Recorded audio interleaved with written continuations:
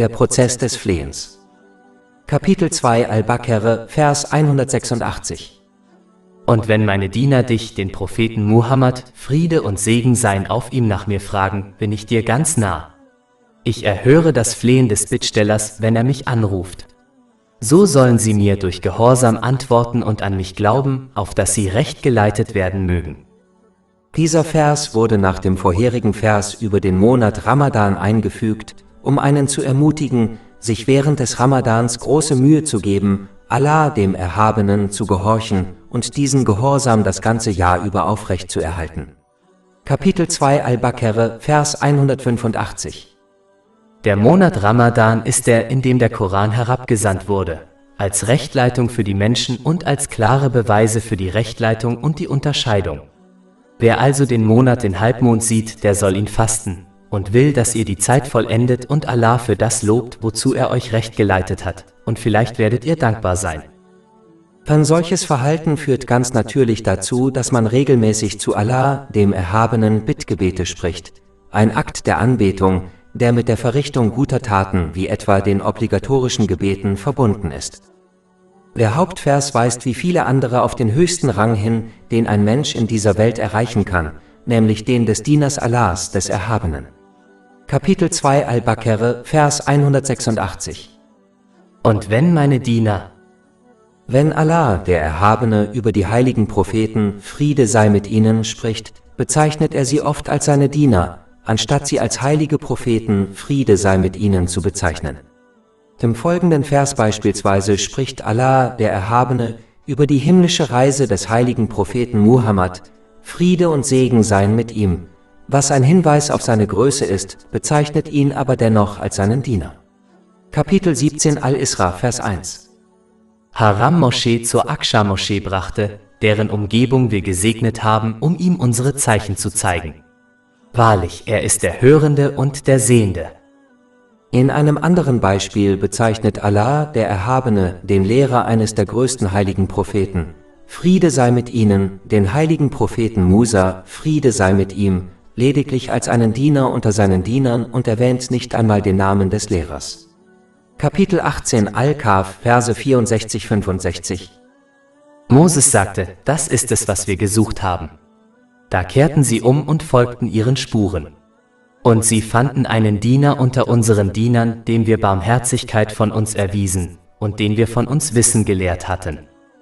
Sogar der heilige Prophet Muhammad, Friede und Segen seien auf ihm, stellte sich der Welt als Diener Allahs, des Erhabenen, vor, bevor er sein Prophetentum und sein Gesandtentum verkündete. Dies wird in vielen Hadithen angedeutet, wie zum Beispiel in dem in Sahih Muslim Nummer 851. Tatsächlich ist die Essenz des Prophetentams und Gesandtentams die Dienerschaft gegenüber Allah, dem Erhabenen. Daher muss man danach streben, ein aufrichtiger Diener Allahs, des Erhabenen, zu werden. Dies beinhaltet, die Segnungen, die einem gewährt wurden, auf eine Weise zu nutzen, die Allah, dem Erhabenen, gefällt, wie es im heiligen Koran und den Überlieferungen des heiligen Propheten Muhammad, Friede und Segen seien auf ihm, dargelegt ist. Es ist wichtig, sich daran zu erinnern, dass ein Diener versteht, dass es seine Pflicht ist, immer nach der Zufriedenheit seines Meisters, Allahs, des Erhabenen, zu streben. Seine Pflicht ist es nicht, nach seinem eigenen Vergnügen oder dem Vergnügen anderer zu streben.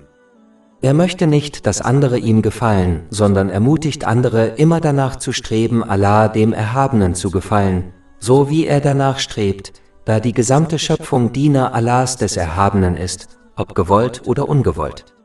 Darüber hinaus akzeptiert ein Diener Allahs, des Erhabenen, dass alles, was er besitzt, von niemand anderem als seinem Meister Allah, dem Erhabenen, geschaffen und ihm gewährt wurde und daher ihm gehört, einschließlich seines eigenen Lebens. Diese Haltung wird sie daher dazu drängen, die Segnungen, die ihnen gewährt wurden, auf eine Weise zu nutzen, die dem Besitzer dieser Segnungen, Allah, dem Erhabenen, gefällt, was zu Seelenfrieden und Erfolg in beiden Welten führt. Kapitel 16 An-Nahl, Vers 97. Wer Gutes tut, sei es Mann oder Frau, während er gläubig ist, dem werden wir gewiss ein gutes Leben verhelfen, und wir werden ihnen gewiss ihren Lohn im Jenseits entsprechend dem Besten geben, was sie zu tun pflegten. Darüber hinaus wurden Menschen so geschaffen, dass sie der Diener von etwas oder jemandem sein müssen. Es ist für einen Menschen nicht möglich, kein Diener zu sein. Man kann sich als Diener Allahs des Erhabenen verhalten, was zu Seelenfrieden und Erfolg in beiden Welten führt, da er allein die spirituellen Herzen der Menschen kontrolliert, die Wohnstätte des Seelenfriedens, und er daher entscheidet, wer Seelenfrieden erlangt und wer nicht. Darüber hinaus führt das Dienen Allahs des Erhabenen zu Seelenfrieden und Körperfrieden, da man im täglichen Leben nur danach strebt, ihm zu gefallen, und es ist viel einfacher, einen Meister mehreren Meistern zu gefallen, insbesondere wenn ihr Meister der Barmherzigste ist und nur wenig Anstrengung von seinem Diener erwartet. Wer hingegen die Dienerschaft Allahs des Erhabenen ablehnt, wird unweigerlich zum Diener anderer Dinge oder Menschen, wie etwa seine Arbeitgeber wie Hollywood-Manager der Gesellschaft, der sozialen Medien, der Mode und der Kultur. Schlimmer als diese Dinge ist es, wenn jemand zum Diener seiner eigenen Wünsche wird, denn dies ist die Haltung der schlimmsten Menschen wie Vergewaltiger und Mörder. Diese Person wird versuchen, ihren Herren zu gefallen, was sie dazu ermutigen wird, die Segnungen, die ihnen gewährt wurden, zu missbrauchen.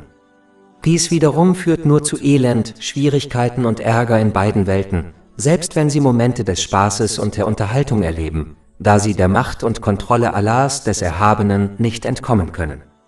Dies ist ganz offensichtlich, wenn man die Menschen beobachtet, die die Dienerschaft Allahs des Erhabenen ablehnen und wie sie ein elendes Leben führen, selbst wenn ihnen die ganze Welt gehört.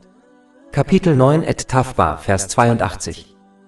So lasst sie ein wenig lachen und dann viel weinen als Entschädigung für das, was sie verdient haben. Kapitel 20 Taha, Verse 124 bis 126.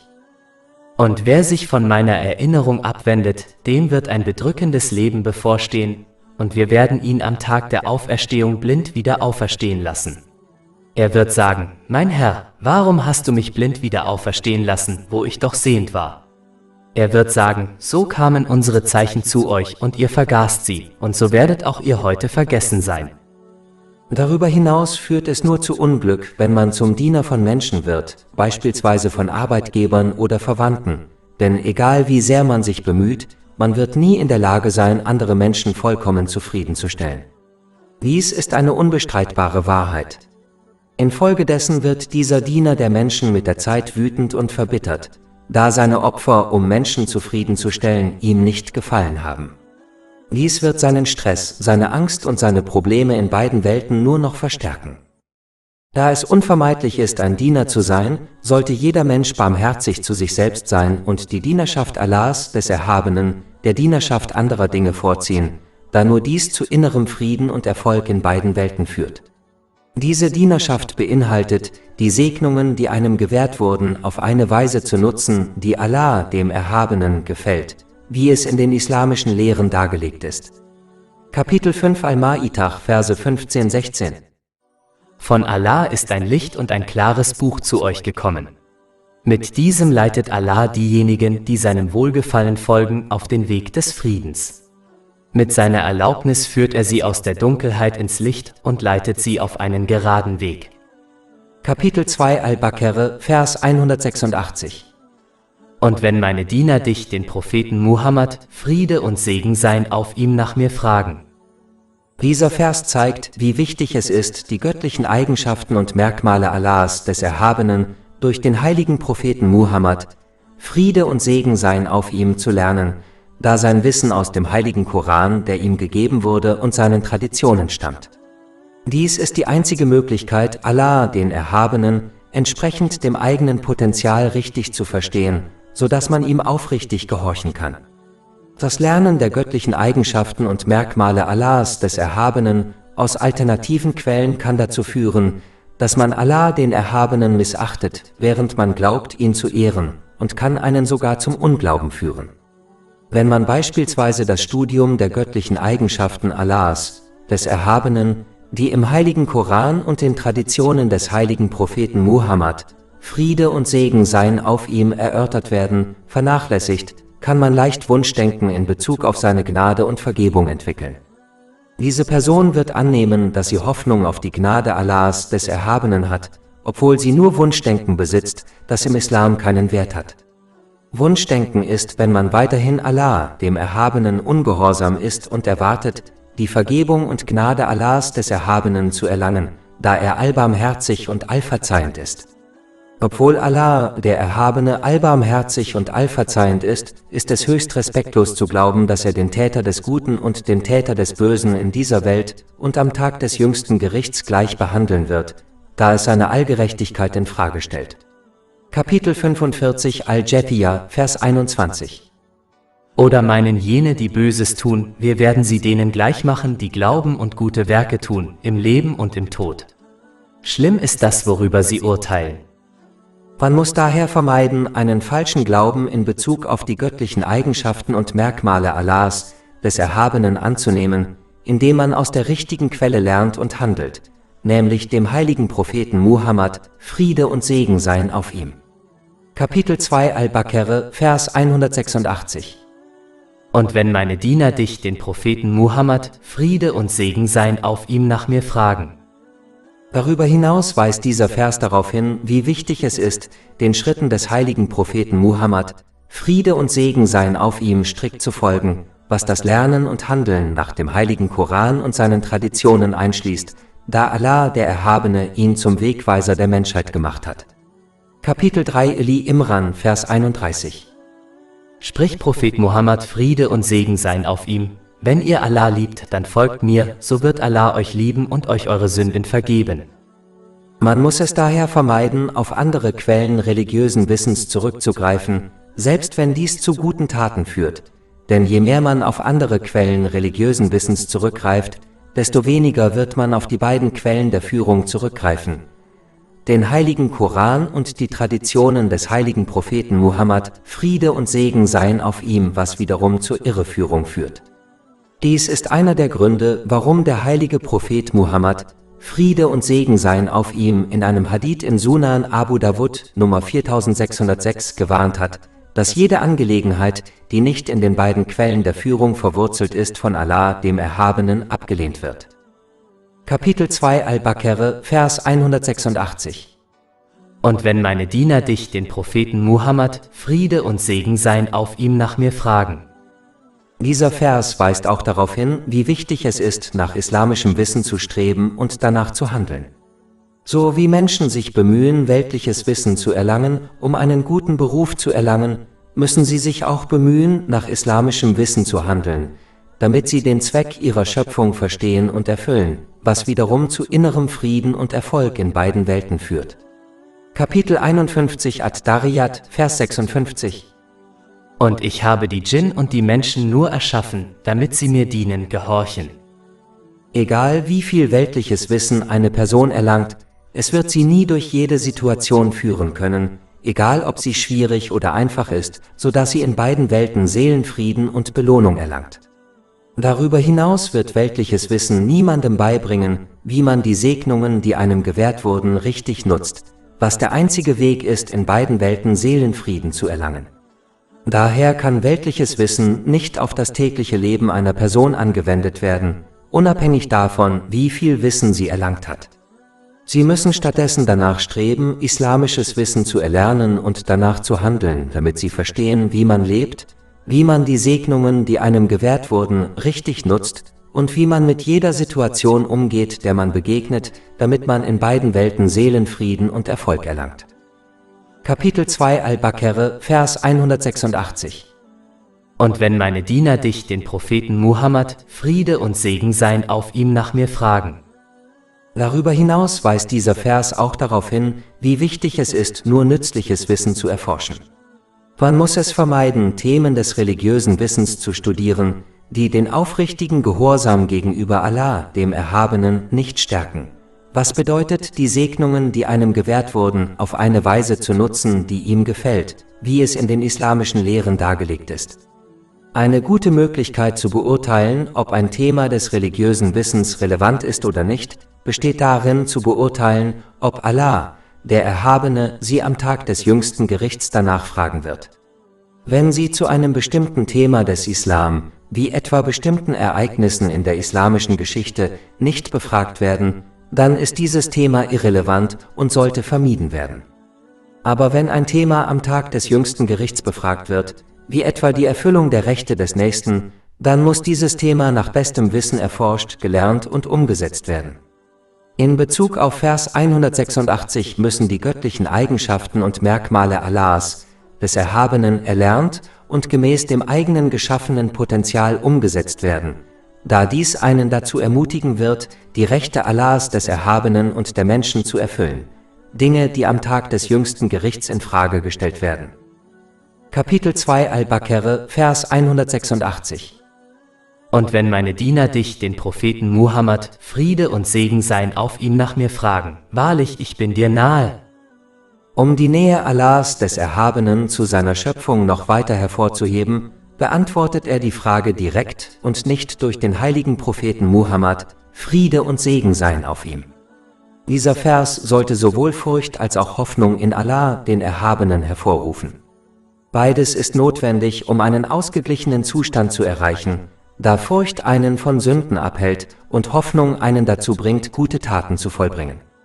Furcht entsteht, weil man verstehen sollte, dass Allah, der Erhabene, ihnen auf eine Weise so nahe ist, die von der Schöpfung nicht verstanden werden kann, dass er sich all ihrer Gedanken, Absichten, Worte und Taten bewusst ist, egal wie verborgen sie vor anderen Menschen sind. Man muss daher ständig ihre Gedanken, Absichten, Worte und Taten beurteilen, um sie mit den islamischen Lehren in Einklang zu bringen, damit man in beiden Welten Nutzen daraus zieht. Der Hauptvers erzeugt Hoffnung, denn egal in welcher schwierigen Situation sich eine Person befindet, sie muss wissen, dass derjenige, der sie mehr liebt und sich um sie sorgt als jeder andere, ihr nahe ist und während ihrer Tortur jedes ihrer Gefühle, Gedanken und Taten beobachtet. So wie sich ein Mensch wohlfühlt, wenn er von einem geliebten Menschen begleitet wird, sollte er sich wohler fühlen, wenn er weiß, dass Allah, der Erhabene, ihn immer begleitet und über ihn wacht. Wer diese Wahrheit wirklich versteht, wird sich selten einsam fühlen, da er weiß, dass Allah, der Erhabene, bei ihm ist, wo immer er ist und was auch immer ihm bevorsteht. Kapitel 57 Al-Hadid, Vers 4. Und er ist bei dir, wo immer du bist. Tatsächlich ist Allah, der Erhabene, jedem einzelnen Menschen so nahe, dass er jedem, der ihn anruft, direkt antwortet. Kapitel 2 Al-Baqarah, Vers 186. Tatsächlich bin ich nahe. Ich antworte auf die Anrufung des Bittstellers, wenn er mich anruft. Es ist jedoch wichtig zu beachten, dass die Antwort Allahs, des Erhabenen, immer seinem unendlichen Wissen und seinem Zeitplan entspricht und dem entspricht, was für die Person, die ihn anfleht, am besten ist. Leider missverstehen viele das Konzept des Flehens an Allah, den Erhabenen, und nehmen an, dass er ihnen nicht zuhört oder antwortet, da sie nicht genau das bekommen, worum sie gemäß ihrem Zeitplan und gemäß ihren Wünschen und Plänen gebeten haben. Allah, der Erhabene, und seine unendliche Schatzkammer dürfen niemals wie ein Geschäft behandelt werden, in dem man Bargeld vorlegt und kauft, was immer man möchte, auf die gewünschte Art und Weise und gemäß dem gewünschten Zeitplan. Sie müssen verstehen, dass Allah, der Erhabene, der Barmherzigste ist und auf eine Weise antwortet, die für den Bittsteller am besten ist. Auch wenn dies für sie nicht offensichtlich ist, da eine Person oft um etwas bittet, das nicht gut für sie ist, oder etwas aus ihrem Leben entfernen möchte, obwohl es gut für sie ist. Kapitel 2 Al-Baqarah, Vers 216. Aber vielleicht hasst ihr etwas und es ist gut für euch, und vielleicht liebt ihr etwas und es ist schlecht für euch. Und Allah weiß es, ihr aber wisst es nicht. Aufgrund mangelnden Wissens und mangelnder Voraussicht sollten die Menschen sich an allgemeine Bittgebete für das Wohlergehen in beiden Welten halten und die Gebote und Antworten Allahs, des Erhabenen, geduldig akzeptieren, da sie wissen, dass es das Beste für sie ist, auch wenn es für sie nicht offensichtlich ist. Kapitel 2 Al-Baqarah, Verse 200 bis 201. Und unter den Menschen gibt es welche, die sagen, unser Herr, gib uns in dieser Welt, und doch wird er im Jenseits keinen Anteil haben. Doch unter ihnen gibt es welche, die sagen, unser Herr, gib uns Gutes in dieser Welt und Gutes im Jenseits und bewahre uns vor der Strafe des Feuers. Sie müssen sich wie ein kluger Patient verhalten, der den medizinischen Rat seines Arztes akzeptiert und befolgt, weil er weiß, dass es das Beste für ihn ist, auch wenn ihm bittere Medikamente und ein strenger Diätplan verschrieben werden. So wie dieser kluge Patient einen gesunden Körper und Geist erhält, so wird auch die Person gesund, die die Antwort und Gebote Allahs, des Erhabenen, geduldig akzeptiert und ihm aufrichtig gehorcht. Dies beinhaltet, die Segnungen, die einem gewährt wurden, auf eine Weise zu nutzen, die ihm gefällt, wie es im heiligen Koran und den Überlieferungen des heiligen Propheten Muhammad, Friede und Segen seien auf ihm, dargelegt ist.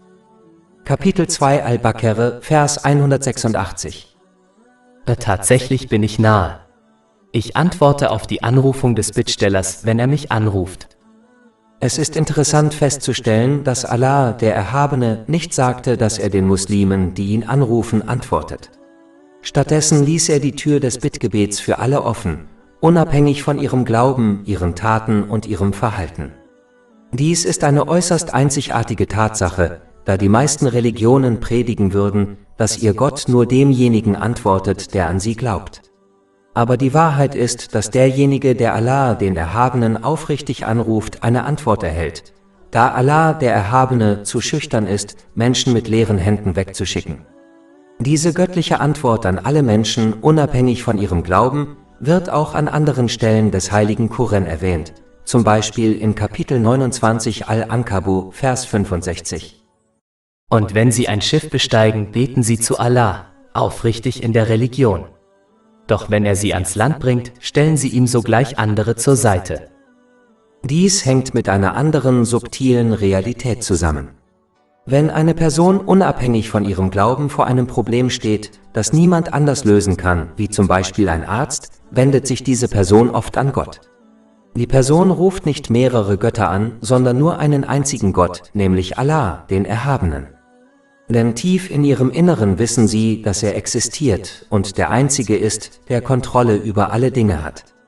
Diese Wahrheit ist in jedem einzelnen Menschen verankert und ein weiterer Beweis für die Einheit Allahs, des Erhabenen. Daher sollten alle Menschen über den Hauptvers nachdenken, der die göttliche Antwort auf alle Bittsteller und die besprochene verborgene Realität aufzeigt, um die Wahrhaftigkeit des Islam zu erkennen. Kapitel 2 Al-Baqarah, Vers 186. Und wenn meine Diener dich, den Propheten Muhammad, Friede und Segen seien auf ihm, nach mir fragen, bin ich dir gewiss nahe. Ich erhöre die Anrufung des Bittstellers, wenn er mich anruft. Dieser Vers weist auch auf eine andere äußerst wichtige Tatsache hin, die von Muslimen oft missverstanden wird. Traurigerweise ähnelt der Glaube mancher Muslime an Allah, den Erhabenen, dem eines weltlichen Königs. Ein weltlicher König kann die Angelegenheiten seines Königreichs nicht allein regeln und er nennt daher Helfer, wie etwa Gouverneure, die ihm bei der Verwaltung seines Königreichs helfen. Aufgrund dieses Glaubens widmen viele Muslime Zeit, Energie und Reichtum der Suche nach spirituellen Menschen, die angeblich auf besondere Weise mit Allah, dem Erhabenen, verbunden sind, so wie ein Gouverneur auf besondere Weise mit dem König verbunden ist. Ihr Ziel ist es, die spirituelle Person zu erfreuen, damit sie in ihrem Namen bei Allah, dem Erhabenen, Fürsprache einlegen kann, so wie ein Gouverneur beim König für jemanden Fürsprache einlegen kann, der den Gouverneur mit Geschenken und unnatürlichen Demonstrationen von Respekt und Liebe erfreut. Diese spirituellen Menschen fungieren als Torwächter zwischen der einfachen Masse und Allah, dem Erhabenen, was den Lehren des Islam völlig widerspricht. Tatsächlich entfernt der Hauptvers, um den es hier geht, die größte Schöpfung und diejenige, die Allah, dem Erhabenen, in beiden Welten am nächsten steht, nämlich den heiligen Propheten Muhammad, Friede und Segen seien auf ihm, aus der Verbindung zwischen einer Person und Allah, dem Erhabenen, da Allah, der Erhabene, die Frage direkt beantwortet, anstatt durch den heiligen Propheten Muhammad, Friede und Segen seien auf ihm. Obwohl der heilige Prophet Muhammad, Friede und Segen seien auf ihm, nie als Torwächter fungierte und den Menschen stattdessen den richtigen Weg lehrte und zeigte, Allah dem Erhabenen zu gehorchen, und es von Allah dem Erhabenen zur Pflicht gemacht wurde, seinen Fußstapfen zu folgen, antwortete Allah, der Erhabene, in Vers 186 direkt auf die Frage, um die wichtige Tatsache zu verdeutlichen, dass eine Person keine Torwächter zufriedenstellen muss, um Allah, den Erhabenen, zu erreichen. Daher muss ein Muslim islamisches Wissen von einem qualifizierten Lehrer erlernen und ihm den Respekt erweisen, den er verdient. Aber er sollte nicht glauben, dass er Menschen anbeten muss, die spirituell erscheinen, um Allah, den Erhabenen, zu erreichen und zufriedenzustellen. Dies wird noch durch den Hauptvers untermauert, der besagt, dass Allah, der Erhabene, jedem antwortet, der ihn anfleht. Es wird nicht gesagt, dass er nur auf die Bittgebete von Menschen antwortet, die spirituell erscheinen. Kapitel 2 Al-Baqarah, Vers 186. Tatsächlich bin ich nahe. Ich antworte auf die Anrufung des Bittstellers, wenn er mich anruft. Allah, der Erhabene, stellt dann eine logische Tatsache fest, dass derjenige, der möchte, dass Allah, der Erhabene, auf seine Bedürfnisse eingeht, zuerst seinen Glauben an ihn verwirklichen sollte, was beinhaltet, die Segnungen, die einem gewährt wurden, auf eine Weise zu nutzen, die ihm gefällt, wie es in den islamischen Lehren dargelegt ist. Kapitel 2 Al-Baqarah, Vers 186. Wahrlich, ich bin nahe. Ich antworte auf die Anrufung des Bittstellers, wenn er mich anruft. So sollen sie mir durch Gehorsam antworten. Die praktische Umsetzung des Glaubens wird im nächsten Teil von Vers 186 näher erläutert. Kapitel 2 Al-Baqarah, Vers 186. Wahrlich, ich bin nahe. Ich erhöre die Anrufung des Bittstellers, wenn er mich anruft. So lasst sie mir durch Gehorsam antworten und an mich glauben. Gute Taten sind der Beweis und die Währung, die man braucht, um in beiden Welten inneren Frieden zu erlangen. So wie eine Pflanze nur dann blüht und Früchte trägt, wenn sie Nahrung wie etwa Sonnenlicht erhält, kann der Glaube eines Menschen nur dann erblühen und ihn zu innerem Frieden führen, wenn er seinen Glauben durch gute Taten verwirklicht. Dies beinhaltet, die Segnungen, die einem gewährt wurden, auf eine Weise zu nutzen, die Allah, dem Erhabenen, gefällt, wie es im heiligen Koran und den Überlieferungen des heiligen Propheten Muhammad, Friede und Segen seien auf ihm, dargelegt ist. Diese Realität wird im nächsten Teil des Hauptverses, der besprochen wird, angedeutet. Kapitel 2 Al-Baqarah, Vers 186. Ich bin in der Tat nahe. Ich erhöre das Flehen des Bittstellers, wenn er mich anruft. So sollen sie mir durch Gehorsam antworten und an mich glauben, auf dass sie recht geleitet werden.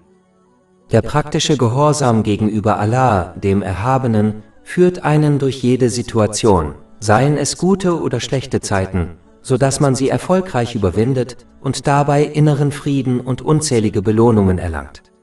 Kapitel 16 An-Nahl, Vers 97. Wer Gutes tut, sei es Mann oder Frau, während er gläubig ist, dem werden wir gewiss ein gutes Leben verhelfen, und wir werden ihnen gewiss ihren Lohn im Jenseits entsprechend dem Besten geben, was sie zu tun pflegten.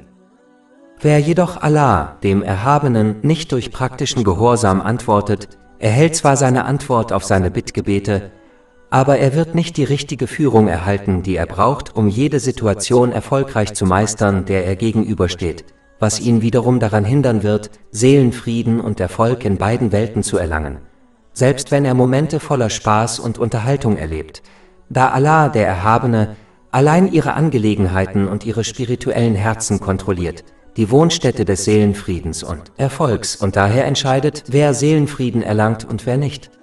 Kapitel 9 bei Tawbah, Vers 82. So lasst sie ein wenig lachen und dann viel weinen als Entschädigung für das, was sie verdient haben. Kapitel 20 Taha, Verse 124 bis 126. Und wer sich von meiner Erinnerung abwendet, dem wird ein bedrückendes Leben bevorstehen, und wir werden ihn am Tag der Auferstehung blind wieder auferstehen lassen.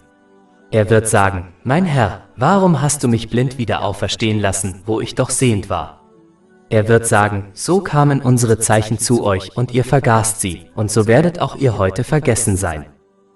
Daher ist es wichtig zu verstehen, dass Bittgebete nur dann wirklich nützlich sind, wenn man gehorsam ist, da jedes Bittgebet im heiligen Koran und in den etablierten Traditionen des heiligen Propheten Muhammad, Friede und Segen seien auf ihm, von Gehorsamshandlungen gegenüber Allah, dem Erhabenen, begleitet wird, da Bittgebete gegenüber Allah, dem Erhabenen, ohne ihm durch die eigenen Taten zu gehorchen, nicht fruchtbar sind. Dies wird im Hauptvers, der hier besprochen wird, deutlich gemacht. Kapitel 2 Al-Baqarah, Vers 186. Ich bin in der Tat nahe. Ich erhöre das Flehen des Bittstellers, wenn er mich anruft.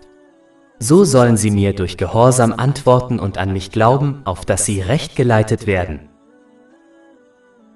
Oltre 400 E-Book, Audiolibri, infografische Podcast e-Blog gratuiti disponibili sul nostro sito web www.shakepot.com